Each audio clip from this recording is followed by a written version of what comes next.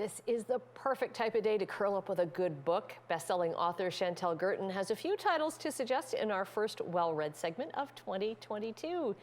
Hi. Hi, how are you, Annette? I'm doing great, thank you. You're going to start off this segment with a book that's not even out yet. It's kind of a sneak peek for us.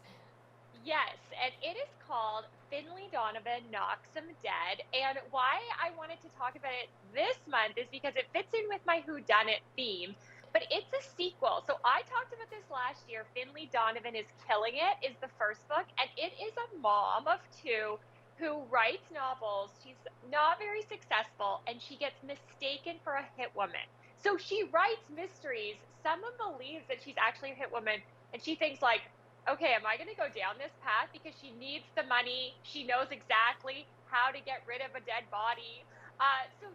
It's so funny, but it's also a mystery, and this is the sequel. So this is your time to read the first one, and I actually gave this book a blurb. So if you pick this one up, you'll see what I thought about it on the back of the book, and it's a perfect mix.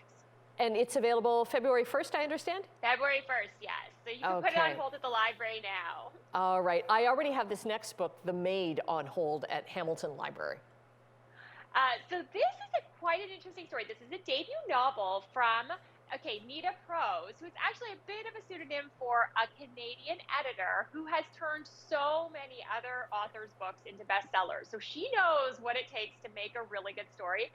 And now she is an author herself. So this is the story of a woman named Molly, who is a maid at a really, really opulent hotel. So she cleans people's rooms. She knows everything about them because she, sees the secrets in these hotel rooms. And then she one day comes across a very important person dead in a hotel room. So she's a bit eccentric herself, and this sends her down sort of a path because she is also one of the suspects. Interesting. And I love the premise that it's an editor who's writing this. So do you see the difference between, because you've dealt with editors before as an author yourself, can you spot the differences?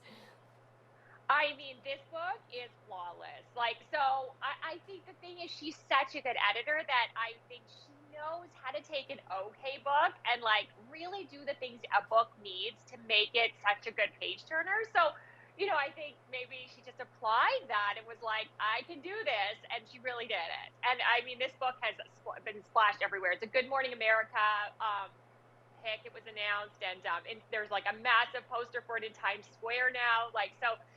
This is probably going to be one of the top books of the year. Okay, speaking of books and books about books, the plot.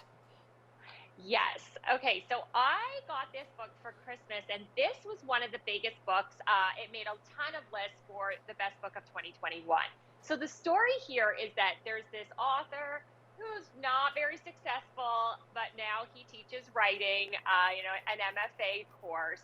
So all these other people who want to be writers, and he's very discouraged by it all. And then there is one student though who has the best idea for a book and has partially written it, and he just kind of is like, oh, this guy is going to get my dream. He's going to write this bestseller and have this life of fame.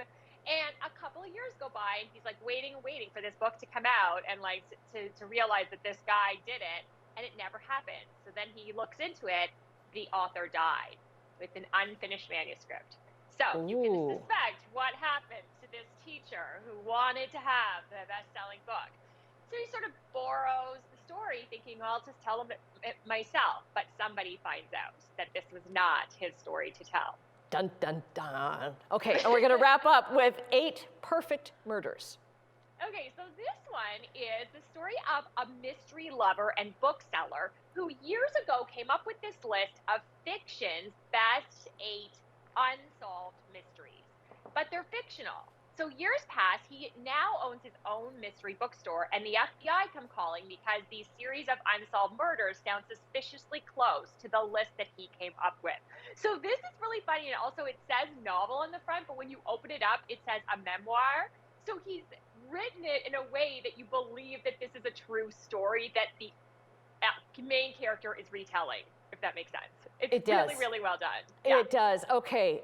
4 fantastic recommendations. Chantel, always a pleasure to talk books with you.